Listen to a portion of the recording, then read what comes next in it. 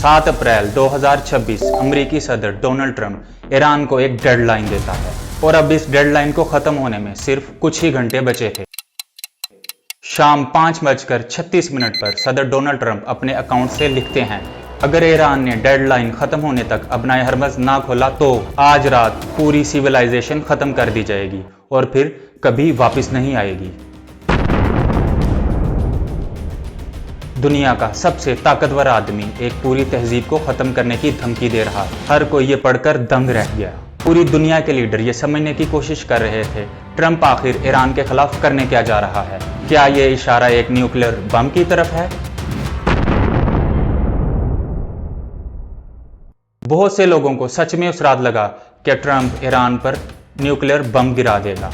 Cease fire होने की कोई उम्मीद नजर नहीं आ रही थी, लेकिन तब भी डोनाल्ड ट्रंप की डेडलाइन खत्म होने से सिर्फ 90 मिनट पहले अचानक ईरान और अमेरिका के दरमियान 2 हफ्तों के लिए सीज फायर हो जाता है। हालांकि बाद में ईरान और अमेरिका के दरमियान होने वाले मुज़ाकरात नाकाम हो गए, लेकिन 17 अप्रैल को एक और ट्विस्ट देखने को मिला। ईरान कहता है कि अपना हरमज़ को तमाम कमर्शियल जहाज़ों के लिए खोल दिया गया है और उसके ही अगले दिन ईरान कहता है कि अब अपना हरमज़ बंद है और फिर उसके थ्रू सफ़र करने वाले जहाज़ों पर फायरिंग कर देता है।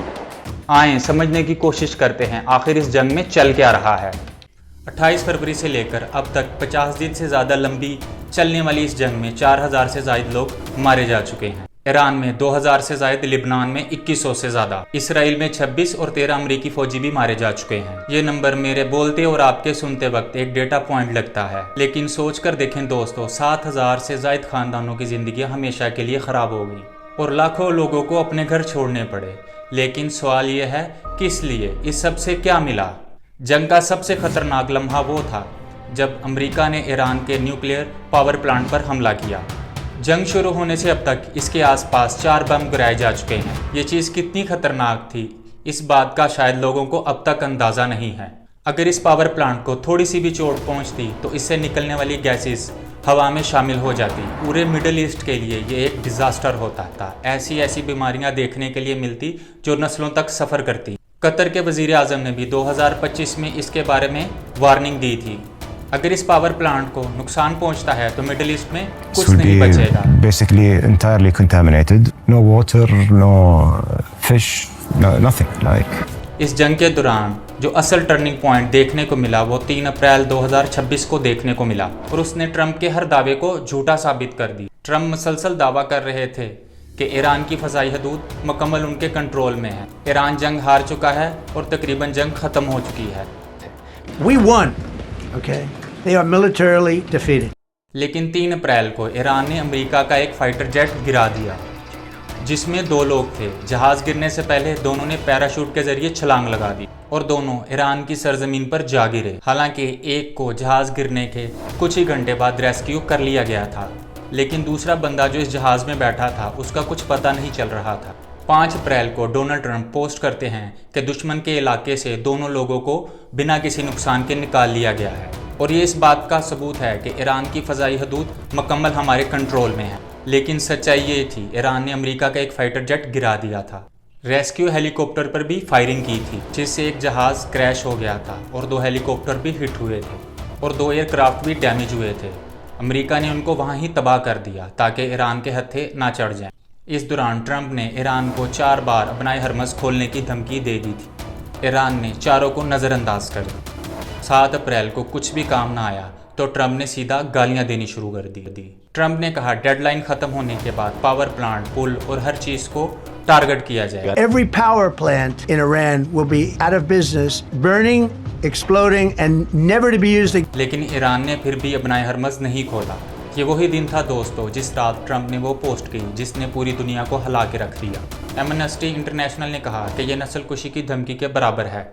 माहिरीन ने कहा इंसानी तामीरात को जानबूझकर हिट करना इंटरनेशनल कवानीन के मुताबिक जंगी जुर्म है। Secretary General Antonio Guterres warned the U.S. that attacking civilian infrastructure is banned under international law. Trump की डेडलाइन को कुछ ही घंटे हुए थे। मिडिल ईस्ट की एम्बेसीज ने अपने शहरियों को महफूज जगह पर रहने की हदायत दे दी थी। पूरी दुनिया एक ऐसी जंग के दहाने पर थी जो आज तक नहीं देखी गई थी। डेडलाइन खत्म होने से पहले ही अमेरिका ने खारक लैंड पर हमला कर दिया, जहां से ईरान का 90% तेल एक्सपोर्ट होता है। लेकिन फिर कुछ ऐसा हुआ जिसकी उम्मीद नहीं थी। डेडलाइन खत्म होने के सिर्फ 90 मिनट पहले ईरान और अमेरिका ने 2 हफ्ते की जंगबंदी के मुआहदे का ऐलान कर दिया। और सबसे खुशी की बात यह थी कि ये जंगबंदी पाकिस्तान ने करवाई थी। इस मुआहदे में लिखा गया था ईरान इब्नाए हरमज़ खोलेगा और बदले में अमेरिका 2 हफ्ते तक ईरान पर कोई हमला नहीं करेगा। और एक मुकम्मल जंगबंदी के लिए 10 अप्रैल को पाकिस्तान में मुज़ाकरात होंगे।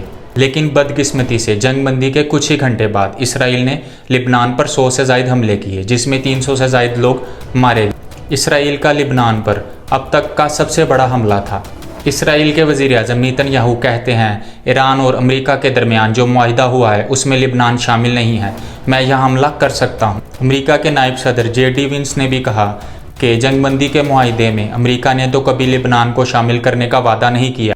लेकिन पाकिस्तान के वज़ीर आज़म शहबाज शरीफ ने जंगबंदी के बाद पोस्ट करके बयान जारी किया था। उसमें साफ लिखा था कि जंगबंदी में लिबनान और बाकी सब ममालिक भी शामिल हैं। उसके बाद ईरान के वज़ीर ख़ारजा अब्बास इराक़ची ने शहबाज शरीफ को कोट करते हुए कहा, अमेरिका को फैसला करना होगा, या तो जंगबंदी करो या इसराइल के ज़रिए जंग जारी रखो। दोनों चीज़ें एक साथ नहीं चल सकती। जंगबंदी पर यह कन्फ्यूजन जारी रहता है। 11 अप्रैल को इस्लामाबाद में दोनों के दरमियान मुज़ाकरात शुरू होते हैं। 21 घंटे तक बातचीत जारी रहती है, जिसमें ईरान ने 10 पॉइंट पीस प्रपोजल रखा। इसमें ईरान ने डिमांड रखी कि ईरान पर लगी सारी पाबंदियाँ ख़त्म कर दी जाएँ, इब्नाए हरमज़ पर ईरान का कंट्रोल तस्लीम किया जाए और अमेरिका की फ़ौजें मिडल ईस्ट से निकल जाएं, और सबसे ख़ास ईरान के यूरेनियम रखने के हक़ को तस्लीम किया जाए। ट्रंप के मुताबिक ज़्यादातर पॉइंट पर इत्तफाक हो गया था, लेकिन वो पॉइंट जो सबसे ज़्यादा अहम था न्यूक्लियर पावर को लेकर, उस पर इत्तफाक नहीं हो सका। 12 अप्रैल की सुबह अमरीकी डेलीगेशन को हेड कर रहे JD Vance ने ऐलान करते हुए कहा एग्रीमेंट नहीं हो सका। न्यूयॉर्क टाइम के मुताबिक अमेरिका चाहता था ईरान 20 साल के लिए अपनी सारी न्यूक्लियर एक्टिविटी को बंद कर दे, लेकिन ईरान सिर्फ 5 साल तक के लिए तैयार था। मुज़ाकरात नाकाम होने के बाद ट्रंप ने फौरी ऐलान किया कि वो इब्नाए हरमज़ की मुकम्मल नाकाबंदी करेगा। अब इब्नाए हरमज़ पर 2 नाकाबंदियाँ हो चुकी थी, एक ईरान की और दूसरी अमेरिका की।